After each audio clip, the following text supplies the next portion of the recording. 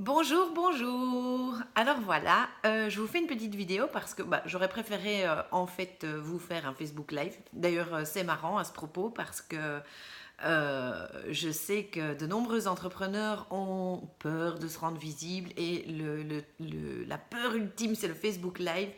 Et ben moi je trouve ça plutôt handicapant de ne pas pouvoir en faire parce que j'avais vraiment envie de vous communiquer ce qui va suivre par vidéo et je voulais faire ce Facebook Live seulement voilà j'ai un petit souci de connexion en ce moment donc je me retrouve à faire une vidéo classique et du coup la luminosité n'est pas bonne, j'ai trop de soleil, j'ai l'éclairage ça sert à rien, enfin bref, et donc je suis en train de chipoter la position de ma caméra, etc. Et enfin bref, je me prends 10 fois plus la tête à faire cette vidéo que lors d'un Facebook Live, parce que là, hop, on appuie, ok. Vous savez, au final, c'est comme quand on rencontre son ami dans un bar et qu'on a envie de parler de plein de trucs et qu'on a plein de nouveautés à lui raconter. On ne se demande pas comment est l'éclairage, comment est ceci, enfin bref, on ne se pose pas de questions, on y va et puis c'est tout. Alors, pourquoi cette vidéo? Donc, je ferme cette parenthèse. Pourquoi cette vidéo? J'ai ressenti le besoin de vous faire un avant-après. Vous savez, comme pour les régimes, hein, allez, avec cette photo avant-après. Sauf que moi, tout est à l'intérieur, donc j'ai pas de photo à vous montrer. J'ai grossi par contre sur 3 ans, donc il vaut mieux que je fasse pas de photo avant-après à ce niveau-là. Mais donc c'est vraiment à l'intérieur, avant-après la Kundalini. Parce que c'est quelque chose dont j'ai encore un petit peu de pudeur aujourd'hui à en parler. Il y a 3 ans, donc mars 2016, il y a 3 ans, j'ai eu un éveil de Kundalini. Donc, celles qui ne savent pas ce que c'est, je vais vous le faire en méga résumé. C'est une espèce d'énergie, enfin une espèce, non, c'est une énergie en fait qui entre en vous et qui vient nettoyer un peu voilà, des choses sur un plan vraiment, j'ai envie de dire physique, parce que la sensation est extrêmement physique. C'est pas du tout agréable. À l'époque, j'étais complètement athée, cartésienne, sans aucune éducation spirituelle. Éducation et connaissance, on va dire ça comme ça, parce que tout mon milieu, que ce soit familial, mon entourage direct, mes amis, etc., personne n'était là-dedans. J'ai découvert par après qu'il y avait quand même quelques personnes, mais en fait, allez, comme j'avais pas le profil, personne n'osait m'en parler parce que, allez, je serais partie en courant dans l'autre sens, enfin bref. Et donc, du jour au lendemain, je me suis retrouvée avec cet événement dans ma vie. Et 1 an après, d'ailleurs, j'ai écrit un livre parce que suite à ça, les 9 mois qui ont suivi ont été assez extraordinaires dans le sens où il m'est arrivé événement sur événement sur événement, mais vraiment paranormal. Donc, bon, je ne vais pas vous faire la liste parce que ce n'est pas le sujet ici. Et puis, de toute façon, j'ai écrit un bouquin 1 an après, justement, où je liste quasi tout. Je me suis rendu compte par après qu'il en manquait même encore 2, 3, mais donc voilà. Et donc ce livre s'appelle Éveil d'une dure à cuire. C'est toujours en vente sur Amazon. Donc si vous voulez, je mettrai le lien en dessous de la vidéo. Euh, mais donc nous voilà 3 ans après cet événement, 2 ans après le bouquin, parce que une fois que tout- toutes ces choses paranormales en fait se sont en fait calmées, on va dire ça comme ça. Je me suis retrouvée avec une médiumnité, on va dire ça comme ça, ouais. Mais bon, j'aime pas dire ça en fait. Pourquoi? Parce que selon moi, enfin, selon moi, ma croyance est que nous sommes tous médiums, donc pour moi, ça n'a rien d'extraordinaire. À l'époque, ça l'était parce que je découvrais qu'on avait d'autres sens, d'autres capacités, et surtout qu'il y avait un autre monde que celui très limité dans lequel je croyais que nous vivions. Donc voilà un petit peu. Mais l'important, qu'est-ce que ça a changé? Donc vraiment, et j'ai pris des notes parce que je me suis dit sinon je vais oublier la moitié. Donc ma Kundalini, avant, après, 3 ans après, qu'est-ce qui est différent vraiment chez moi aujourd'hui? Hormis le côté, comme je disais, d'aller se brancher à des trucs et d'avoir accès à des informations. Alors, avant tout, le premier mot que j'ai noté, je prends mes petites notes, hein, comme vous le voyez, c'est la foi. Ça, c'est vraiment un concept qui n'était pas du tout intégré en moi il y a 3 ans. J'étais quelqu'un de très épicurienne, j'y allais déjà aller aux tripes, au cœur.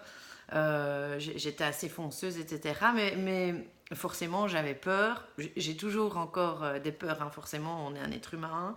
Mais ce qui a fondamentalement changé, c'est que forcément, comme il y a toute une partie invisible et une partie supérieure de moi qui commande le jeu qui est en train de se faire, parce que c'est un jeu, du coup, maintenant j'ai une foi absolue que tout est juste, que tout est à sa place et que tout est parfait. Alors qu'avant, forcément, je me positionnais beaucoup en victime. J'étais toujours la victime de quelqu'un ou de quelque chose. Donc chaque fois qu'il m'arrivait quelque chose, un événement désagréable, c'était le monde est trop injuste, c'était Calimero, quoi, en gros. Donc maintenant, j'ai vraiment une foi, même quand je traverse encore des événements désagréables, j'ai quand même encore et toujours cette foi. J'ai maintenant cette foi que c'est juste. Qu'est-ce qui a changé? Par exemple, un trait de caractère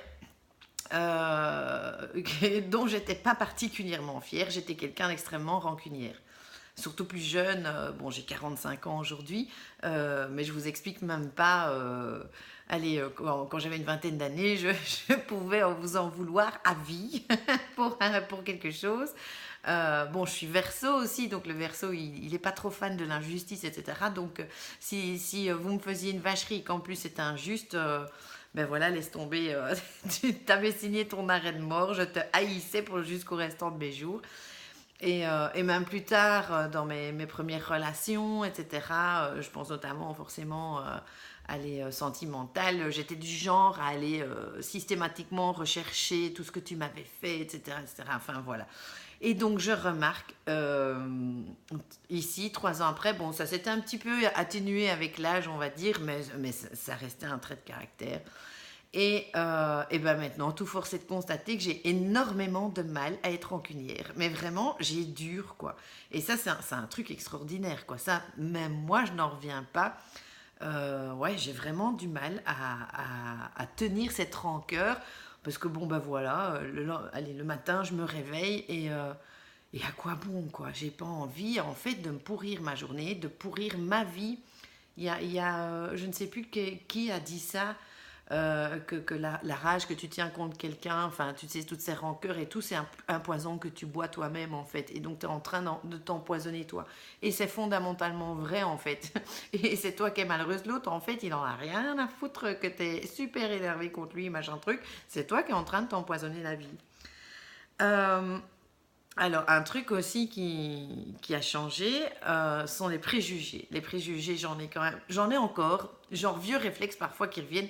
Mais la grosse différence, c'est que maintenant, je ris. Je ris de moi-même parce que je sais que à partir du moment où je suis en mode en train de juger quelqu'un ou quelque chose de nouveau, et allez, et que forcément, si je suis en train de critiquer un truc, c'est que je pense avoir raison. Et la chose que j'ai comprise en 3 ans, c'est que dès que je pense avoir raison, j'ai tort, en fait. Donc, quand je suis en train de critiquer ou juger, quand je me surprends à...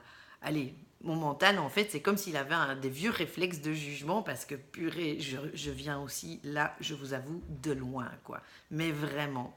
Et donc, en fait, allez, quand je me surprends encore à sombrer dans le truc, je souris parce que je sais que en fait, allez, ce n'est qu'une perception et que j'ai tort, quoi. Alors, ce qui a changé, bien entendu, la vision du monde. Ma vision du monde est complètement différente. Je voyais pas trop le but, en fait. C'est marrant parce que je me rappelle que quand j'étais plus jeune, la vingtaine d'années, et que je m'étais interrogée quel était le but de la vie, et la seule explication avec laquelle j'étais venue, vu que je ne croyais pas en la vie après la mort, etc., etc. Donc le seul truc qui me semblait plus ou moins logique dans le truc, c'est les enfants. Donc c'est vraiment de transmettre en fait des valeurs, des trucs et tout à tes enfants et faire perdurer, en gros je ne sais pas trop quoi, mais bon, faire perdurer un truc. Donc voilà, ça avait un sens, quoi.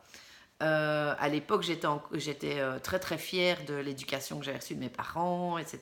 Donc Je le suis toujours, mais bon, j'ai appris à découvrir là où ça avait coincé. En tout cas pour moi, l'interprétation que j'ai faite des événements de mon enfance, etc. Mais à ce moment-là, en tout cas, j'étais prête à tout reproduire. C'est un petit peu changé hein, par rapport au moment où quand je serai moi-même maman et reproduire tout ça. Qu'est-ce qui a changé aussi? Le sens des responsabilités, parce que, comme je l'expliquais tout à l'heure, avant j'étais la victime. J'étais la victime, donc forcément j'avais aucune responsabilité dans ce qui m'arrivait.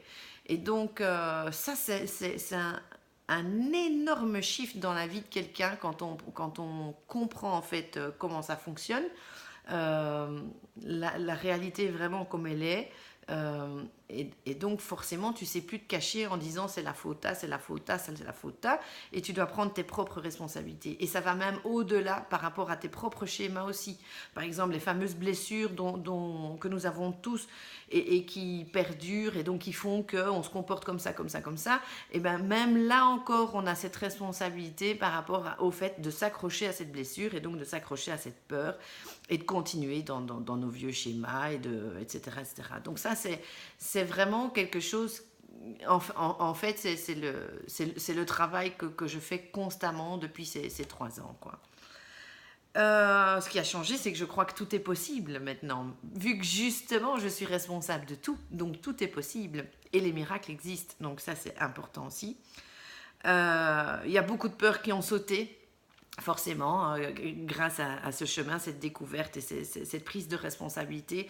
Parce que sur le moment, quand je me suis rendu compte que j'étais responsable d'absolument tout et que j'étais la victime de rien du tout et de personne, ouah, sur le moment, le ciel te tombe sur la tête et tu te dis oh fuck, mais qui je vais pouvoir blâmer? Moi, ça me va pas, évidemment, de passer en mode autoflagellation. Je suis nulle, je suis conne, je suis débile, je suis chic, je suis tchac. Enfin bref, c'est pas agréable, c'est pas fun du tout.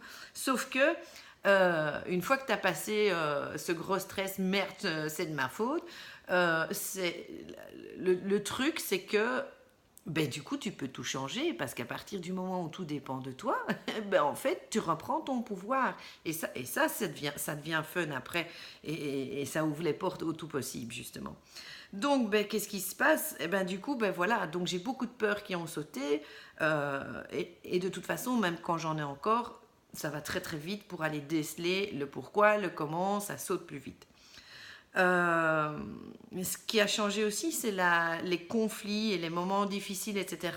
Quand je me retrouve encore dans ces phases-là, ça va beaucoup plus vite. Et la compréhension est plus rapide, forcément, parce que l'angle de vue a changé. Et du coup, la résolution de conflits ou des choses comme ça est beaucoup plus rapide. Et de nouveau, avant, un peu comme les rancœurs et compagnie, je pouvais te traîner le truc pendant des mois et des mois, voire des années. Donc, ça va beaucoup plus vite maintenant. Et forcément, parce que j'ai une compréhension de plus en plus éclairée du fonctionnement du monde, des êtres humains, etc. Parce que je suis dans cette exploration de mon propre fonctionnement et donc forcément, je commence à analyser vers l'extérieur aussi. Quand je ne comprends pas à l'intérieur, je vais analyser à l'extérieur, ce qui revient en fait au même. Et donc, au fur et à mesure que cette compréhension s'élargit, allez, les problèmes sautent de plus en plus vite en fait. Qu'est-ce que j'ai noté encore? Je suis beaucoup plus vraie. Pas que j'étais fausse avant, mais c'était plutôt un privilège de certaines personnes triées sur le volet.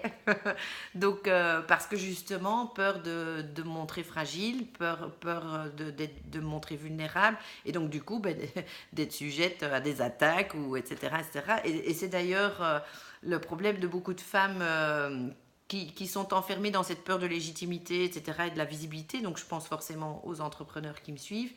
C'est cette peur d'être vulnérable et d'être soumise à des attaques, à des critiques, et voilà quoi. Et donc, forcément, du coup, on est moins vrai, on a peur de se montrer tel quel, on a peur de. Ouais, on n'ouvre pas la porte tout grand, quoi, et on a un jardin privé qui devient une forêt, quoi. Et donc, ben, qu'est-ce que ça fait d'être plus vrai? Je relis mes petites notes. Qu'est-ce que ça fait d'être plus vrai et d'avoir moins peur de montrer qui je suis? Donc, au niveau des effets collatéraux, ça fait que j'ai beaucoup plus d'assurance en moi. Ça fait, ben, de nouveau, je note que je reprends le pouvoir, donc ça, je l'ai déjà mentionné avant, hein, mais ça revient ici. Et aussi, d'une certaine manière, que je suis moins influençable, parce que j'avais beau avoir beaucoup de caractère, des idées très arrêtées surtout, je pensais, allez, on va dire 9,9 fois sur 10 que j'avais raison, forcément. Et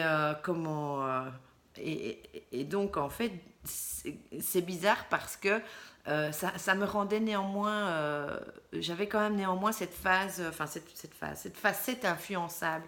Et surtout les gens que j'aime beaucoup, comme ma maman, mes sœurs, qui sont vraiment les femmes les plus proches de moi dans ma vie. Et que dès qu'elles me faisaient une critique, une remarque ou quoi, ouah, je le prenais, mais vraiment, pouf, et j'oubliais qu'elles aussi, elles ont leur propre jeu, leur propre schéma qui est en train de se faire, et qu'il y avait toujours à boire et à manger dans le truc, quoi. Et parfois, ben, ça faisait de moi quelqu'un de soit ultra susceptible, soit d'influençable, parce qu'alors du coup je remettais tout en question, etc. etc. Donc voilà. Pourquoi je vous raconte tout ça? Parce que j'adore parler de moi. Parce que je suis devenue tellement super intelligente, super belle et super intéressante. N'importe quoi. Non, pourquoi je vous parle de ça? Bon, de un, parce que c'est toujours bien de faire un bilan, parce qu'en spiritualité, on croit toujours qu'il n'y a rien qui se passe, parce que tout se fait justement à l'intérieur. Et si vous saviez le nombre d'infos qu'on digère la nuit, euh, le nombre de downloads qui se sont faits pendant la nuit. Moi, le matin, allez, je vais pas dire tous les matins, mais au moins une fois sur deux, je me réveille, j'ai plein d'infos, quoi. Enfin, je sais des choses, quoi. Je veux dire, c'est dingue, quoi. Et on est tous pareils, hein. C'est pas un truc propre à moi, ça. Et donc, pourquoi je vous raconte tout ça, hormis de l'importance de faire parfois ce bilan après 1 an, 2 ans, 3 ans, voire 5, 10, voir un petit peu où vous en êtes et tout, parce que vous êtes constamment en train de... J'aime pas d'utiliser le mot évoluer, parce que pour moi, on n'évolue pas, on se découvre de plus en plus. Parce qu'en fait, tout ça, moi, c'était déjà à l'intérieur. Il a fallu que j'aille mettre mon nez dedans, et que j'aille ressortir la lumière et le bon en moi, et que j'aille justement me dégager, me débarrasser de toutes ces merdes, allez, ces culpabilités, ces peurs, ces blessures, etc. Et donc, en fait, c'est juste la fleur qui s'ouvre. Et, et donc, je voulais vraiment vous dire, parce que je sais que dans les femmes qui me suivent, il y en a beaucoup qui sont à la recherche comment par rapport à la spiritualité, la médiumnité, qui sont surtout en recherche des événements paranormaux et des trucs c'est bizarre. Genre maison hantée, le fantôme, un mort qu'on voit, qu'on entend, etc. C'est vrai que moi, j'ai développé tous ces sens-là, parce que maintenant, c'est un outil dont je me sers pour aider les femmes à obtenir les mêmes résultats que moi. Mais ces résultats que moi, toute la liste que je viens de vous faire, donc 3 ans avant, après, c'est pas grâce à tous ces événements que je détaille dans mon bouquin Éveil d'une dure à cuire. Euh, En début, je vous ai dit que bon, j'allais pas m'étaler là-dessus, mais il y a eu vraiment des trucs complètement dingues, comme, comme des décorporations où je me suis retrouvée, par exemple, 2 étages plus bas dans ma maison, collée au plafond. C'était plutôt impressionnant. Bon, ça, c'est pour vous donner un ordre d'idée des choses qui me sont arrivées. Alors que jamais j'aurais pensé ça possible, bien entendu. Mais c'est pas ces événements-là qui ont créé le changement. C'est vraiment ces événements-là, en fait, qui m'ont fait me rendre compte que tout ce en quoi je croyais, et ce monde soi-disant limité, fermé, où on meurt, c'est fini, il n'y a pas d'âme, il y a pas de défunt qui se balade, il y a pas de guide, il n'y a pas d'ange, il n'y a rien. Pas. Là, c'est la in my face, quoi. Et donc, du coup, je suis partie à l'exploration de vraiment, mais qui je suis alors. Il m'arrivait plein de choses, je devais comprendre, en fait. Et, euh, et donc, ce qui a changé en vrai, c'est mon regard. C'est mon regard sur le monde. Et c'est quand j'ai compris que je ne savais rien que j'ai commencé à comprendre, en fait. Comme je disais, c'est quand tu crois que tu as raison que tu as tort.